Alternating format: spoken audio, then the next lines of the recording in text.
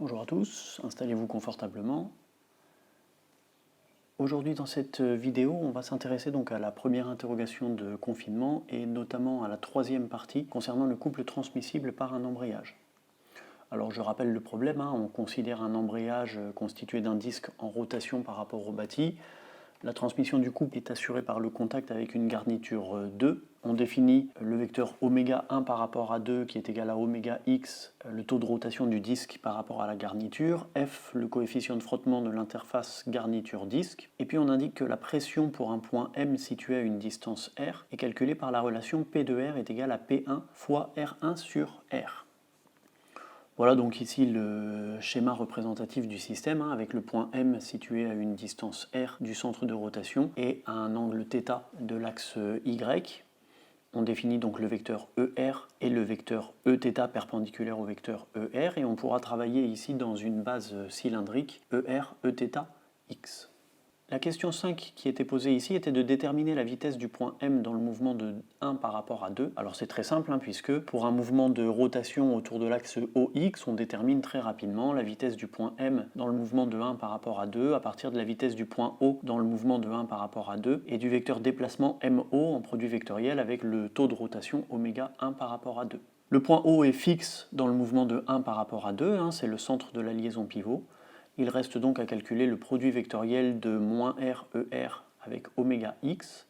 Et l'on trouve ici, puisque pour rappel on est dans une base Rθx directe, et bien le produit vectoriel ERx va donner moins Eθ. Et avec le moins du vecteur -RER, on trouve finalement que la vitesse de m dans le mouvement de 1 par rapport à 2 est égale à R oméga Eθ.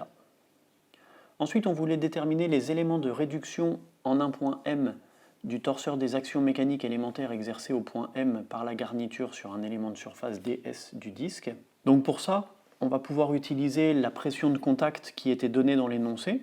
Pour rappel, P de R est égal à P1 fois R1 sur R. Et puis on sait que l'effort est égal à la pression fois la surface. Donc ici, pour l'effort élémentaire, on va pouvoir calculer la pression fois la surface élémentaire pour retrouver la composante normale de l'action mécanique. Et puis, comme on est ici dans le cas d'un embrayage pour lequel le frottement est très important, bien sûr, on pensera à la composante tangentielle de cet effort. Cette composante tangentielle est déterminée à l'aide du coefficient de frottement F et de la composante normale. Finalement, on obtient un effort élémentaire au point M exercé par 2 sur 1 qui vaut moins P1 R1 sur R porté par X, composante normale, moins F P1 R1 sur R Eθ, composante tangentielle, le tout étant bien sûr multiplié par l'élément de surface ds. Le choix du signe pour cette composante tangentielle est fait ici de sorte que l'action mécanique tangentielle s'oppose au mouvement. Donc on a ici l'action mécanique exercée par 2 sur 1 qui va s'opposer au mouvement de 1 par rapport à 2. Et dans la question 5, on vient de déterminer ici que la vitesse de 1 par rapport à 2 était portée par plus Eθ.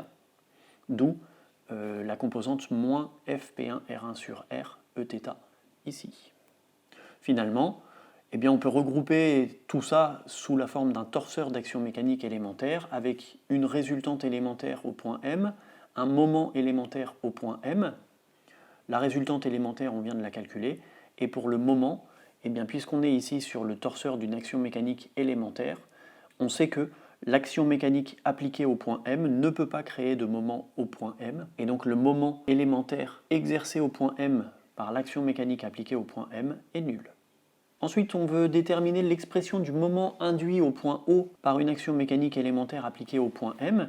Très simplement ici, on va utiliser la relation de changement de point pour dire que le moment élémentaire au point O induit par l'action appliquée au point M est égal au moment élémentaire au point M induit par l'action élémentaire appliquée au point M, plus le vecteur déplacement OM en produit vectoriel avec la résultante élémentaire. Là encore, le moment élémentaire induit au point M par l'action mécanique appliquée au point M est nul, et il va rester finalement le produit vectoriel OM, c'est-à-dire RER, avec la résultante élémentaire, moins P1 R1 sur Rx, moins Fp1 R1 sur R Eθ ds, et l'on trouvera finalement un moment élémentaire égal à P1 R1 Eθ, moins Fp1 R1 x ds, puisque, encore une fois, on travaille ici dans la base directe Rθx, et donc le produit vectoriel R avec x donne moins θ, et le produit R avec θ donne plus x.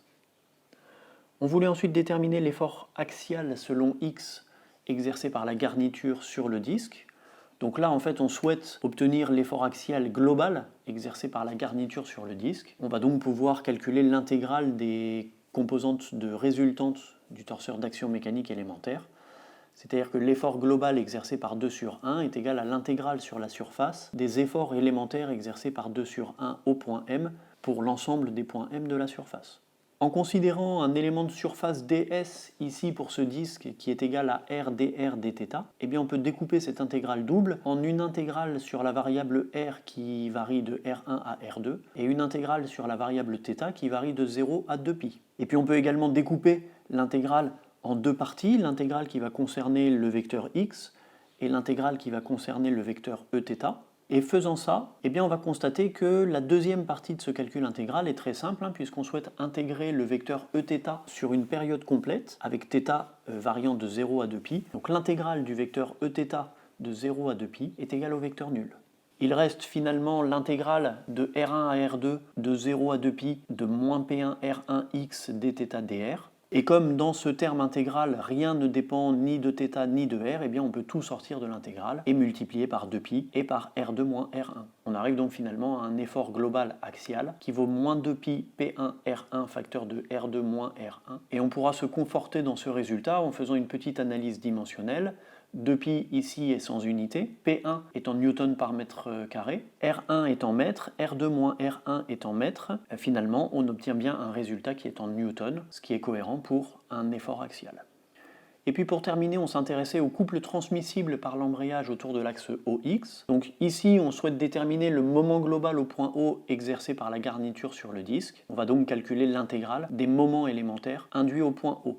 Et ça c'est possible puisque à la question 7 on avait calculé justement le moment élémentaire au point O. Le moment global au point O exercé par 2 sur 1, c'est donc l'intégrale des moments élémentaires au point O exercé par 2 sur 1 par l'ensemble des actions mécaniques exercées en chacun des points M. Et là encore, en considérant un élément de surface dr qui est égal à r dr dθ, on peut expliciter cette intégrale double en une intégration de R1 à R2, une deuxième intégration de 0 à 2π. Et là encore, on retrouve dans le premier terme la composante Eθ intégrée entre 0 et 2π qui conduira ici aussi à un vecteur nul. Il reste finalement pour le moment au point O de l'action mécanique exercée par 2 sur 1, le terme moins 2π fp1 r1 intégrale de r1 à r2 de r dr porté par x, et donc finalement le moment global est égal à moins pi fp1 r1 facteur de r2 au carré moins r1 au carré, le tout étant porté par x bien sûr.